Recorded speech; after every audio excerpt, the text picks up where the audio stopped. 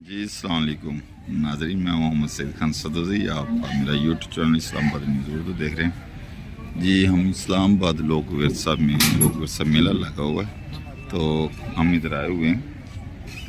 ये दुआ फात, ये देखो गांव का बनाया हुआ इन्होंने, और ये स्टाइल लगे हुए हैं मुख्तलिफ।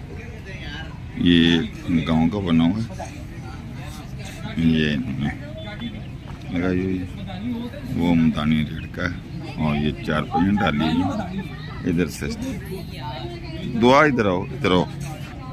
ये देखो, ये चाटी रखी हुई है, और ये चरखा, और ये मुड़ा डाला हुआ है, और ये लाल टनिया रखी हुई है। ये आगे स्टार रखे हुए, देखिए।